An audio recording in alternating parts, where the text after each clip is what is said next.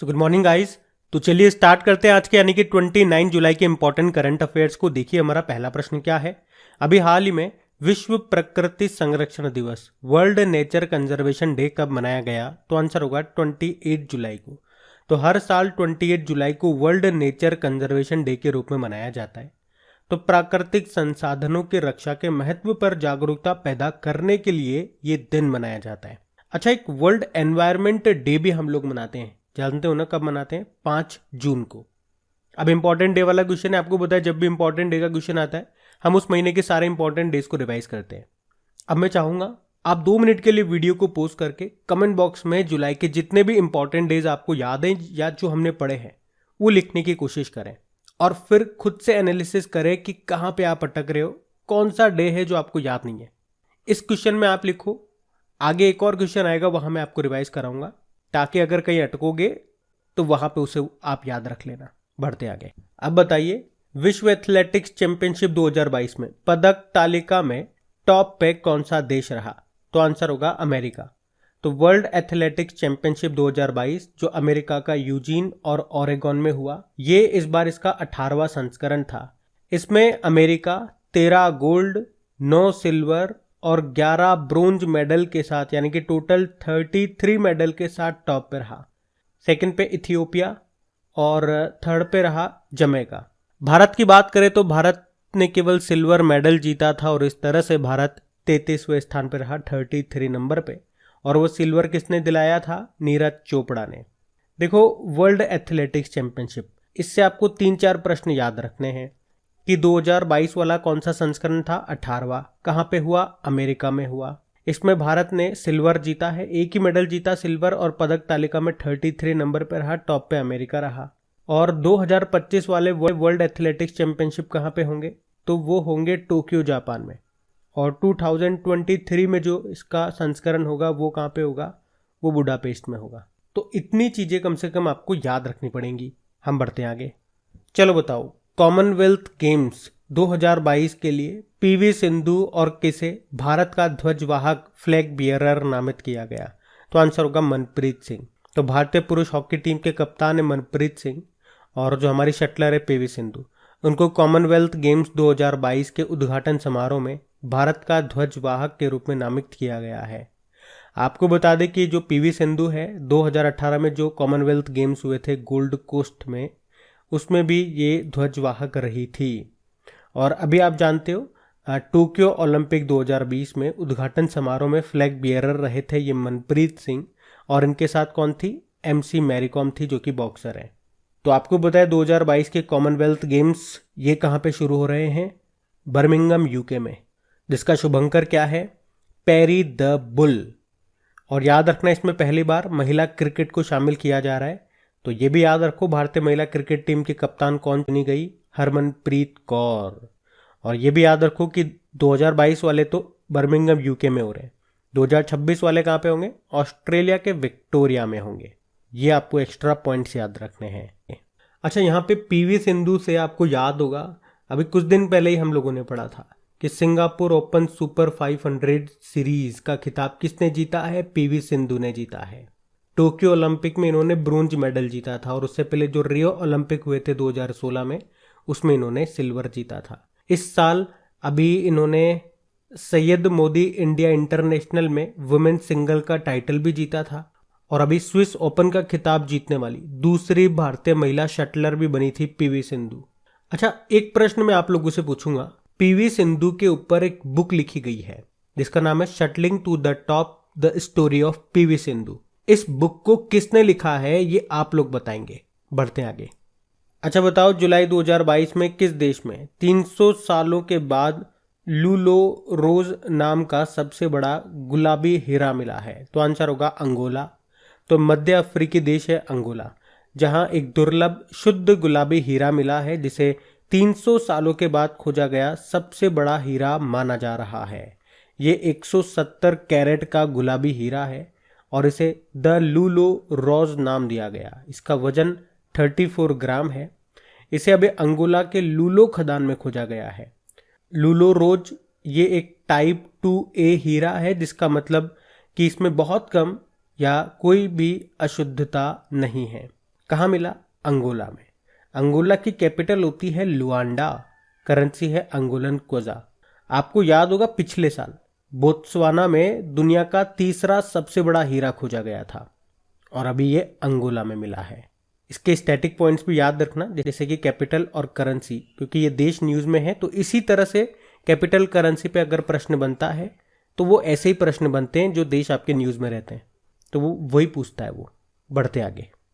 चलो बताओ, जुलाई 2022 में किस देश के क्रिकेट मैदान का नाम भारत के महान क्रिकेटर सुनील गावस्कर के नाम पे रखा गया?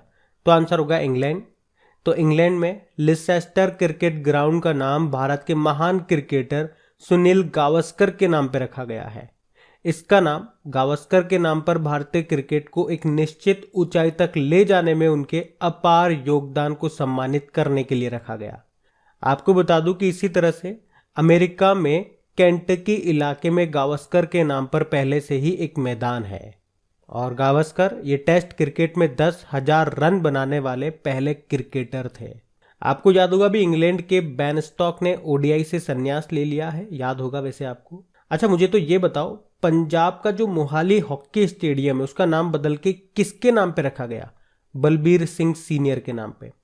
और इसी तरह से उड़ीसा का जो हॉकी स्टेडियम, या यूं कह दो आप भारत का सबसे बड़ा हॉकी स्टेडियम, या यूं कह दो आप जहां पे 2023 में मेंस हॉकी वर्ल्ड कप होंगे, उस स्टेडियम का नाम बदल के किसके नाम पे रखा गया? बिरसा मुंडा के नाम पे। और बाइचिंग बूटिया के नाम पे एक फुटबॉल स्टेडियम बन रहा है, कहाँ पे? सिक्किम में। अभी रक्षा मंत्री राजनाथ सिंह जी ने पुणे में जो आर्मी स्पोर्ट्स इंस्टीट्यूट है उसका नाम किसके नाम पे रखा था? नीरज चोपड़ा के नाम पे रखा था, ये भी याद रखना। और आप जानते ही हो भारत का तो सबसे बड़ा और दुनिया का दूसरा सबसे बड़ा क्रिकेट स्टेडियम, चलो आप बताओ ये कहाँ पर है, जिसका नाम अभी मोदी जी के नाम पे रखा था? और ये भी बताओ कि भारत का दूसरा और दुनिया का तीसरा सबसे बड़ा क्रिकेट स्टेडियम ये कहाँ पे बनेगा भारत में? बताओ, हम बढ़ते आगे। चलो बताओ, अभी जुलाई 2022 में किस नॉन बैंकिंग फाइनेंस कंपनी के संचालन को शुरू करने के लिए आरबीआई ने मंजूरी दे दी? तो आंसर होगा पिरामल एंटरप्राइजेज। तो अभी पिरामल एंटरप्राइजेज को आरबीआई ने नॉन बैंकिंग फाइनेंशियल कंपनी के रूप में संचालन को मंजूरी दे दी है। नॉन बैंकिंग फाइनेंशियल कंपनी तो ये बैंक की तरह ही वित्तीय सेवाएं प्रदान करती है, फाइनेंशियल सर्विसेज देती है लोगों को, लेकिन इनके पास बैंकिंग लाइसेंस नहीं होता और वे पब्लिक का पैसा जमा नहीं कर सकती हैं। जैसे आप वहाँ डिपॉजिट कराते हो ना, तो उस तरह से। अच्छा, आप तो ये बताओ, आरबीआई की स्थापना कब हुई थी? 1 अप्रैल 1935 को। हेडक्वार्टर है मुंबई में। गवर्नर वर्तमान में है शक्तिकांत दास, 25वें नंबर के हैं।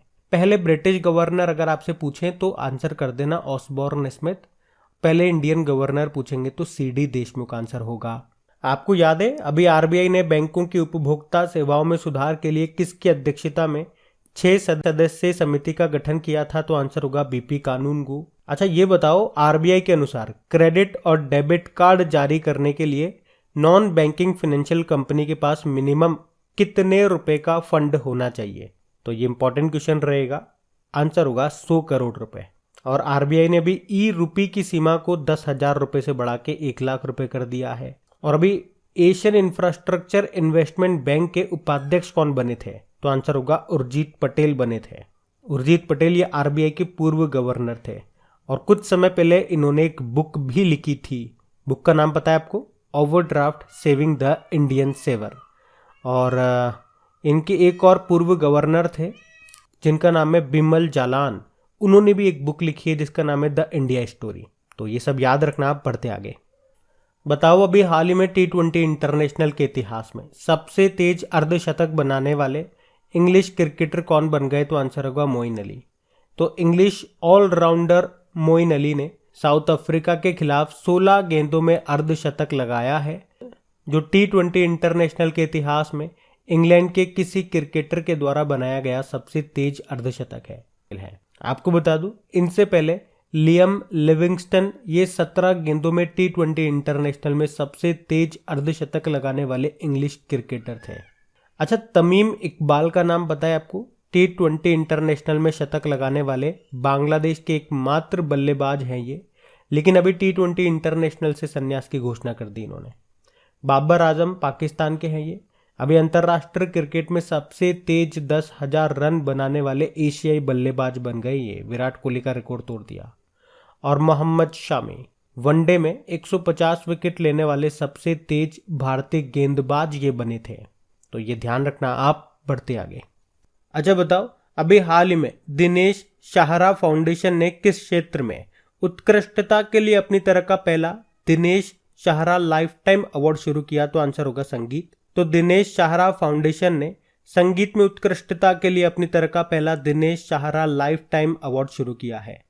इस पहल को Indian arts and cultural society का समर्थन प्राप्त है। और कार्यक्रम के दौरान दिनेश शाहरा की पुस्तक सनातन लीला का भी विमोचन किया गया। आपको बताएं, अभी पहला लता दीनानाथ मंगेशकर पुरस्कार ये किसे मिला? प्रधानमंत्री नरेंद्र मोदी को। और लता मंगेशकर जी का तो निधन हो चुका है। बताओ, इन्हें भारत का सर्वोच्च नागरिक सम्मान भारत रत्न कब मिला था? सन 2001 में।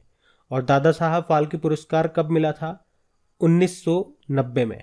अच्छा, एक शास्त्रीय संगीत समारोह है तानसेन समारोह, इसका आयोजन कहाँ पे होता है? ग्वालियर में। और आप बताओ, भी तमिलनाडु का एक संगीत वाद्य यंत्र न्यूज में था क्योंकि उसको जीआई टैग मिला। उसका नाम है नरसिंहपेट्टई नागस्वरम। याद रखना ये। बढ़ते आगे।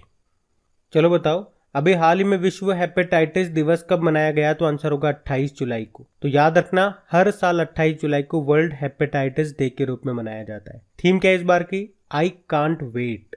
और वर्ल्ड हेल्थ ऑर्गेनाइजेशन ने इसे 2030 तक खत्म करने का लक्ष्य भी रखा है। वैसे इसे 28 जुलाई को ही क्यों मनाते हैं?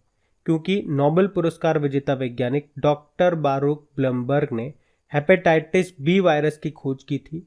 उन्होंने इसके इलाज के लिए डायग्नोस्टिक टेस्ट और वैक्सीन को भी डेवलप किया था। तो उनके जन्मदिन को ही यानी कि 28 जुलाई को ही इसे मनाते हैं। तो इसीलिए उनके जन्मदिन को यानी कि 28 जुलाई को इसको मनाते हैं। पहली बार 2008 में मनाया गया था। तो चलो अब रिवाइज कर लेते हैं। और पहले वाले प्रश्न में मैंने आपसे लिखने के लिए बोला था, आपने लिखा होगा। अगर कहीं अटके हो आप, तो अब वो चीज़ ज़्यादा जल्दी से आप ग्रैस्प कर पाओगे, मतलब वो ज़्यादा बेहतर तरीके से अब आपके ध्यान में रहेगी कि आपको पता चल गया कि यहाँ पे आप अटक, तो उस जगह पे आएगा क्या। तो यही फ़ायदा होता है लिखने का, खुद का टेस्ट लगाने का, और टेस्ट लगाने के बाद एनालिसिस करने का कि कहाँ पे आप स्ट्रांग हो, कहाँ पे आप वीक हो। इसीलिए तो आपकी क्विज बनाई जाती है आपके क्रेक एग्जाम एप्लीकेशन पे। तो वो क्विज आप जरूर लगाया कीजिए। देखो, 1 जुलाई को हमने 3 डे मनाए थे, national doctor day, GST day और चार्टर्ड अकाउंट्स डे। 2 जुलाई को भी 3 डे होते हैं। अंतर्राष्ट्रीय सहकारिता दिवस जुलाई के पहले शनिवार को मनाया जाता है। वर्ल्ड यूएफओ डे और वर्ल्ड स्पोर्ट्स जर्नलिस्ट डे। 3 जुलाई को international plastic bag free day मनाया। 6 जुलाई को वर्ल्ड जूनोसिस डे मनाया। अभी 7 जुलाई को पहली बार किस्वाहिली भाषा दिवस मनाया। 10 जुलाई को राष्ट्रीय मछली किसान दिवस नेशनल फिश फार्मर्स डे मनाया। 11 जुलाई को वर्ल्ड पॉपुलेशन डे मनाया। 12 जुलाई को विश्व मलाला दिवस और विश्व पेपर बैग दिवस मनाया था। 15 जुलाई को विश्व युवा कौशल दिवस वर्ल्ड यूथ स्किल डे। 17 जुलाई को अंतर्राष्ट्रीय न्याय दिवस। 18 जुलाई को नेल्सन मंडेला डे मनाया। 20 जुलाई को वर्ल्ड चेस डे और 22 जुलाई को वर्ल्ड ब्रेन डे मनाया। 26 जुलाई को अभी कारगिल विजय दिवस मनाया। और अभी 27 जुलाई को सीआरपीएफ ने अपना 83वां 83rd नंबर का स्थापना दिवस मनाया था। तो जुलाई के ये सारे इंपॉर्टेंट डेज आपको याद रखने हैं। क्विज आपको इनकी मिल जाएगी प्रैक्टिस करने के लिए, आप चिंता मत करो। डेज हो गए, टॉपिक वाइज हो गए, सबकी आपको क्विज मिल जाएगी आपके क्रेक एग्जाम एप्लीकेशन पे। सब कुछ है, फ्री में है, जाओ उसका फ़ायदा उठाओ। और अगर सेशन अच्छा लगे तो प्लीज़ इसे सपोर्ट ज़रूर करें। एक लाइक का बटन होता है यहाँ पे, वो ज़रूर दबा दिया करें, जिससे हमें भी अच्छा लगता है कि हाँ आपको कंटेंट और मेहनत अच्छी लग रही है। और इसे अपने दोस्तों के साथ में या जो भी आपका स्टडी ग्रुप है तो प्लीज़ एक बार शेयर ज़रूर किया कीजिए। अब बात करेंगे कल के वीडियो में पूछे गए प्रश्न के उत्तर की। तो कल आपसे पूछा था कि भारत ने कितने स्थलों को रामसर स्थलों की सूची में शामिल किया, तो आंसर होगा 5। तो आप सभी ने प्रश्न का बिल्कुल सही उत्तर दिया है। और जैसा कि आपको कहा, इन सभी का क्विज आपको मिल जाएगा आपके क्रेक एग्जाम एप्लीकेशन पे, वहीं पे इनके पीडीएफ भी मिल जाएगी। एप्लीकेशन का लिंक मिलेगा नीचे डिस्क्रिप्शन बॉक्स में। आप में से कई स्टूडेंट्स कहते हैं टेलीग्राम का लिंक कहाँ पर है, तो वो भी आपको डिस्क्रिप्शन बॉक्स में ही मिल जाएगा। अब ये रहा आज का आपका होमवर्क प्रश्न।